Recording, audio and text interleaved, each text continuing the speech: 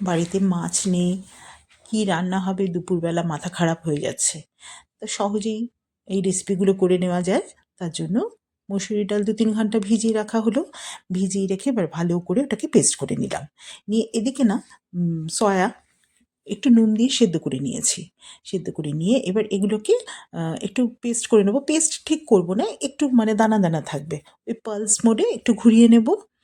নিয়ে এবার এটার মধ্যে নুন, হলুদ আর আদা রসুন পেস্ট, আর অল্প একটু লঙ্কা দিলেও দেয়া যেতেই পারে। দিয়ে এটা খুব ভালো করে মেখে নেব। মেখে নিয়ে এবার ছোট, ছোট করে এটাকে আমি ভেজে নেব। যেরম করে আমরা ডালের বড়া করি সেরম করে এটাকে ভেজে নেব। হুম, আর এটা কিন্তু আমি পুরোটা একসাথে ভাজবো না। আমি হাফটা ভাজবো আর হাফটা আমি রেখে দেবো। মাছ না থাকলেই তো আমাদের মনে হয় যে কী দিয়ে ভাত দেবো, কী দিয়ে খেতে দেবো লাঞ্চে।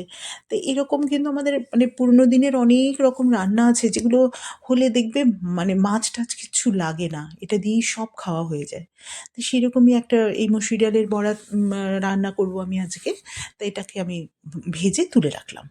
এবার দুজনের মতো রান্না করব সে কারণে আমি আলুটা বেশি দেব না। একটা আলুই ৪ ভাগ করে নিয়েছি। আলুটাকে তেলের মধ্যে ভেজে নেব। আর রান্না করার আগে অবশ্যই তেলটাকে কমিয়ে নেব কারণ বড়া ভাজতে তো একটু বেশি তেল লেগেছিল।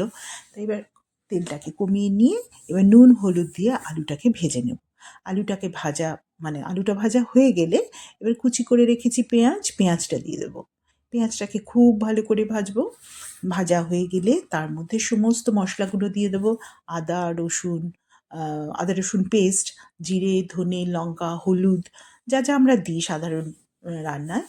একদম মানে মাংস চিকেন রান্না করতে গেলে যে যা, যা দিই আমরা সব কিছু এর মধ্যে দিয়ে দেবো। একটা কাঁচা লঙ্কাও দিয়ে দেবো, টমেটো দিয়ে দেবো। দিয়ে খুব ভালো করে কষিয়ে নেব। যখন সমস্ত মশলা খুব ভালো করে কষানো হয়ে যাবে, তারপর কী করব, এর মধ্যে জল ঢেলে দেবো। আর একটু গরম মশলা দিতেও কিন্তু ভুলে যেও না। আর আমি না রান্না করার সময়ই গরম মশলাটা দিয়ে দিই, মানে মশলাগুলো কষানোর সময় গরম মশলাটা দিই।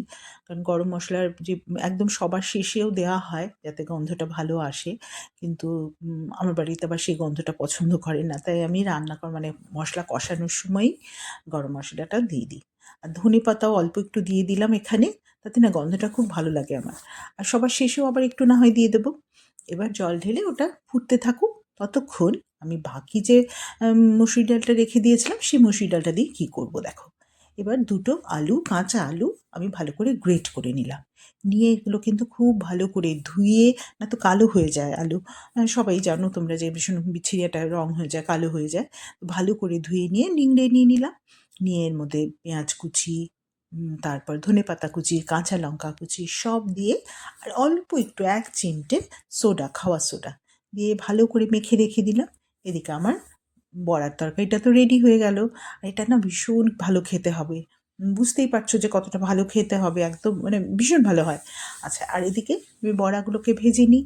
আর সঙ্গে যদি একটু মসুর ডাল থাকে, ডাল যেকোনো ডাল, হ্যাঁ, ডালের সাথে এই বড়া আর এই বড়ার তরকারি ব্যাস। আর কি চাই? মাছ মাংস কি খুব দরকার আছে? মনে হয় না। ভীষণ ভালো লাগবে খেতে।